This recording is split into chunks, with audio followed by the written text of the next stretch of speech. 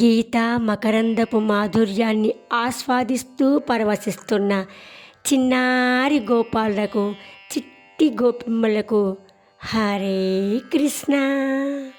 ఈరోజు మనం నేర్చుకోబోయే శ్లోకము శ్రీమద్ భగవద్గీతలోని మొదటి అధ్యాయము అర్జున విషాద యుగంలోని 33వ శ్లోకానికి భావార్థాన్ని ఒక చిన్న కథ ద్వారా అర్థం చేసుకుందాం.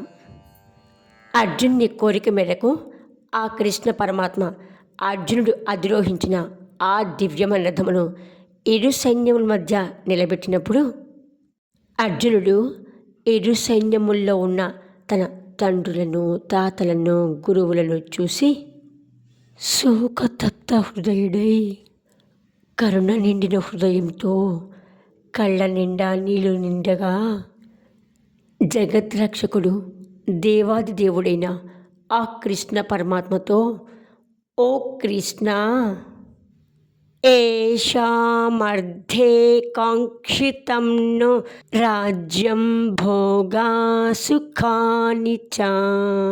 ఎవరి కోసమైతే ఈ రాజ్యమును, భోగములను, సుఖములను కోరుకున్నామో వారే ఈ యుద్ధరంగంలో మన ఎదురుగా నిలబడి ఉన్నారు.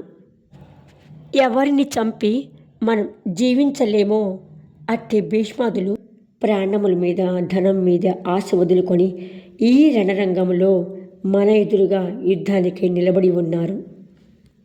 వారే ఈ యుద్ధంలో మరణిస్తే రాజ్యంతో కానీ, భోగాలతో కానీ, సుఖంతో కానీ, ఈ జీవితం వల్ల కానీ ఏమి ప్రయోజనము? అర్జునుడు వారిని సంహరించి గెలవాలంటే ఆ గెలుపులో తమ ప్రియమైన బంధువుల, గురువుల మరణం ఉంటే అది నిజమైన ఆనందాన్ని, సంతోషాన్ని ఇవ్వదని యుద్ధం చేయలేక ఆ కృష్ణ పరమాత్మతో ఇలా విన్నవించుకుంటున్నాడు. అర్జునుడు తన యొక్క క్షత్రియ ధర్మాన్ని మరచి బంధము అనే మోహంతో బంధించబడి ఉన్నాడు. ఇప్పుడు అర్జునుడు ఉన్న పరిస్థితిని మనం అర్థం చేసుకుంటే నిజమైన ధర్మాన్ని, తన యొక్క కర్తవ్యాన్ని మరచి శోకిస్తున్నాడు. బంధుత్వమా, కర్తవ్యమా అనే మానసిక సంఘర్షణతో ఉన్న ఆ అర్జునుడి యొక్క పరిస్థితిని ఒక చిన్న కథ ద్వారా అర్థం చేసుకుందాం. ఒక ఊరిలో రాము, సోము అనే ఇద్దరు పిల్లలు చక్కగా స్నేహంగా ఉంటూ కలిసిమెలిసి పెరుగుతారు. వారిద్దరూ ఒకటే స్కూల్లో చదువుకున్నారు, ఒకటే కాలేజీలో చదువుకొని ఉన్నత విద్యను అభ్యసించారు. ఒకరోజు రాముకు గవర్నమెంట్ ఆఫీసులో ఒక అత్యున్నతమైన పదవిని సంపాదించుకున్నాడు. ఉద్యోగరీత్యా తన బాధ్యతలు నిర్వర్తించడం కోసం సోమును వదిలి రామన్నపేటలో స్థిరపడ్డాడు. రాము చాలా మంచివాడు, దయగలవాడు, అందరికీ సహాయం చేస్తూ ఎంతో స్నేహంగా ఉండేవాడు. తన ఉద్యోగ బాధ్యతలను ఎంతో ధర్మంగా, సత్యంగా నిర్వహించేవాడు. ఒకరోజు రాముకి ఒక విషయం తెలిసింది. తనకు అత్యంత ప్రియమిత్రుడైన సోము కూడా అదే కార్యాలయంలో అధికారిగా వచ్చాడని.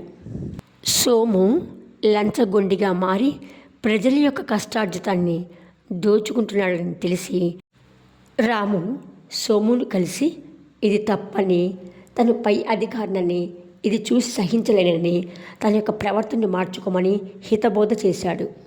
కానీ సోము తన ప్రవర్తనను మార్చుకోలేదు. అప్పుడు రాము, సోము నా స్నేహితుడు, అతనితో నాకు ఎన్నో జ్ఞాపకాలున్నాయి. నేను పై అధికారులకు తెలియచేస్తే అతని కుటుంబం నాశనమవుతుంది.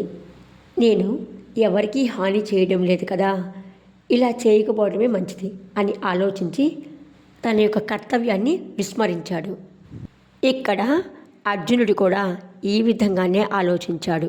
రాము కూడా సోము గురించి అధికారులకు తెలియచేస్తే కలిగే ఫలితాన్ని చూసి తన యొక్క కర్తవ్యాన్ని విస్మరించాడు. కొన్ని నెలల తర్వాత ఆ అవినీతి పెరిగింది.